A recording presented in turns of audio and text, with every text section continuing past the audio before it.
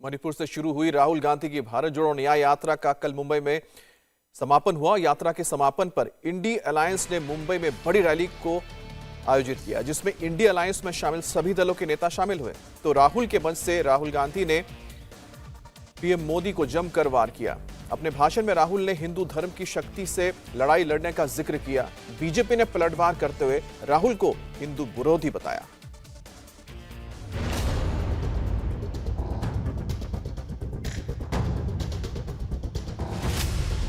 EVM, ED, CBI, Rahul के भाषण में शक्ति पर लड़ाई। हिंदू धर्म में शक्ति शब्द होता है, हम शक्ति से लड़ रहे हैं। शुरू हुआ 2024 का इलेक्शन, मुंबई में आईएनडीआईए का शक्ति प्रदर्शन।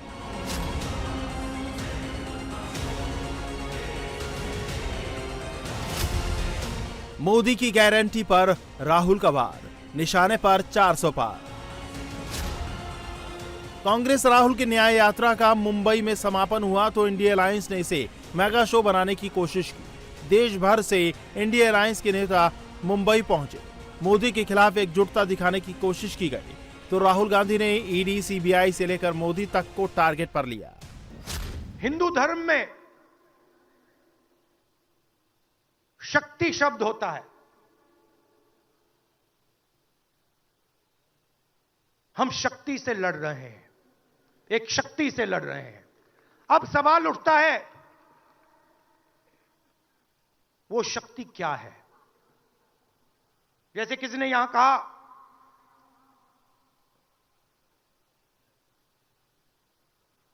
राजा की आत्मा ईवीएम में है। सही है, सही है। राजा की आत्मा ईवीएम में है।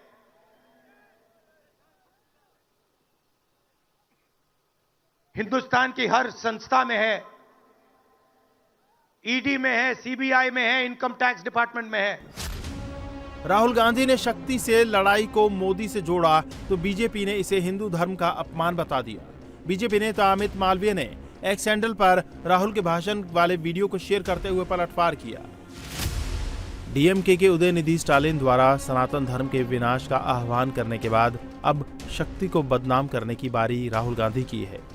यह कांग्रेस के नेतृत्व वाले इंडी गठबंधन का असली चरित्र है।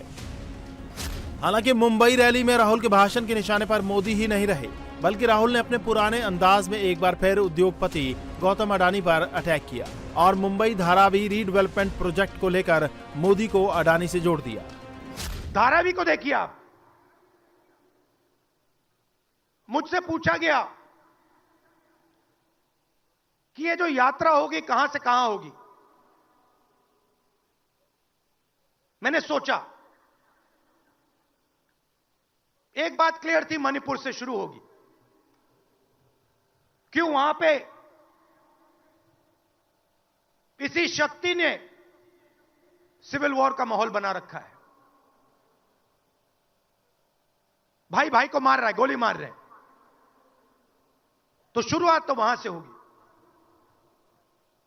और फिर मैंने सोचा, अगर हिंदुस्तान को नया विजन देना है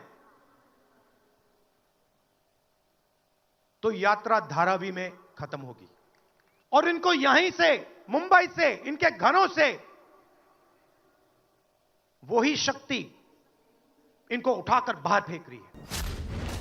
राहुल धारावी के जिस प्रोजेक्ट को बेमतलब बता रहे हैं, वहां सरकार एक बड़ी योजना पर काम कर रही है और महाराष्ट्र सरकार और अडानी ग्रुप का धारावी रीडेवलपमेंट प्रोजेक्ट लिमिटेड यानी डीआरपीपीएल के तहत धारावी में अनौपचारिक तौर पर रह रहे लाखों स्लमवासियों का डेटा इकट्ठा करने के लिए आज से सर्वे शुरू करने जा रही है। राज्य सरकार ये डेटा प्रस्तावित रीडेवलपमेंट प्रोजेक्ट के अंतर्गत उनके पुनर्वास के लिए उपयोग करेगी। डीआरपीपीएल के तहत धारावी में रहने वाले लोगों को मॉडर्न मकान उपलब्ध कराना और उनके जीवन को बेहतर स्तर देना है। लेकिन इसमें भी राहुल को सियासत दिख गई। राहुल की मुंबई रैली में इंडिया अलायंस के नेताओं ने भी मोदी पर टारगेट किया। उद्धव से लेकर तेजस्वी तक के निशाने पर मोदी रहे तो जेएमएम नेता हेमंत सोरेन की पत्नी कल्पना सोरेन और पीडीपी चीफ महबूबा मुफ्ती ने भी मोदी के 400 पार के नारे का अलग ही मतलब निकाला। मोदी जी को हराने के लिए नहीं, उस सोच को हराने के लिए जो देश को बांटना चाहती है, उसके लिए हम लोग एक हुए। हमारी लड़ाई व्यक्तिगत मोदी जी से, अमित शाह जी से नहीं है। हम लोग तो हमेशा से उन विचारधारा के लोगों से लड़ाई लड़ने का काम किए हैं जिन्होंने हमेशा से, जिनका आजादी में कोई योगदान ना रहा हो। जिस षड्यंत्र से आज मेरे पति को जेल में डालने का प्रयास किया गया, आने वाले समय में बहुत सारे और भी लोग होने वाले हैं, उनका नाम जुड़ने वाला है। लेकिन मेरी यही दरख्वास्त है सभी पार्टी के लोगों से, सभी गणमान्य लोगों से, सभी जनसैलाबों से जो सामने बैठे हैं कि आपको लड़ना नहीं, आपको डरना नहीं है।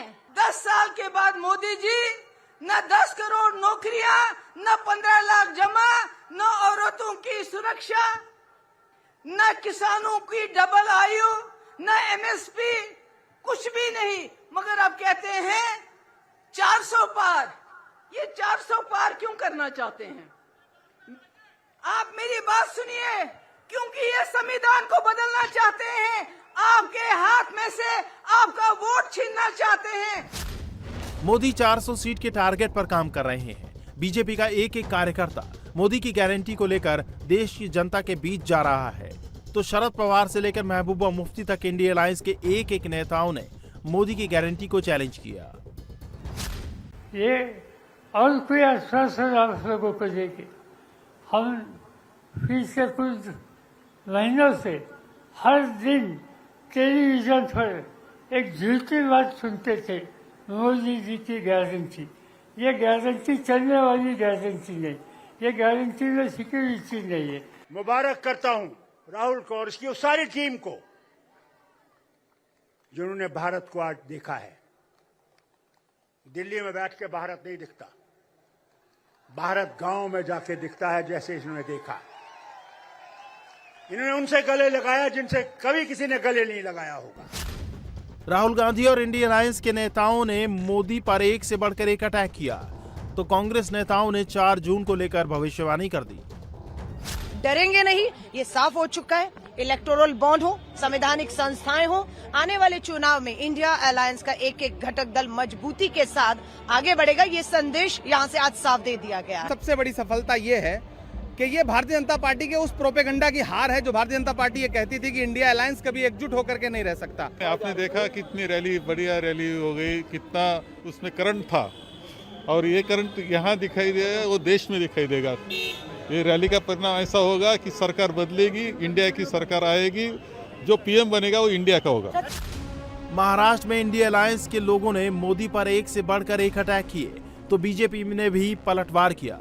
महाराष्ट्र बीजेपी के अध्यक्ष चंद्रशेखर बावनकुले ने एक्स पोस्ट के जरिए उद्धव ठाकरे पर निशाना साधा और लिखा, पहले उद्धव भाषण की शुरुआत करते थे तो कहते थे उपस्थित मेरे तमाम हिंदू भाई और बहनों, लेकिन अब उन्हें हिंदू भाई बहन कहने में शर्म आ रही है।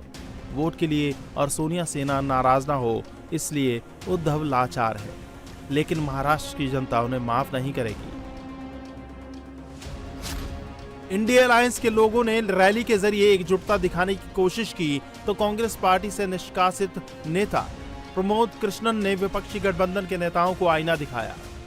सब मिलकर नरेंद्र मोदी को हराएंगे, इनका ये इरादा नहीं है।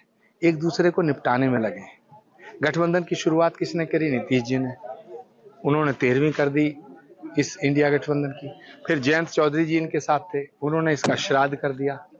अब कोई बड़ा नेता देखना इसका जनगणमन कर देगा। तो मुझे लगता है कि 2024 का जो चुनाव है ये देश का चुनाव है और देश की जनता देश नरेंद्र मोदी के साथ है। 24 में तीसरी बार प्रधानमंत्री बनकर नरेंद्र मोदी आए, ये देश की जनता फैसला ले चुकी है।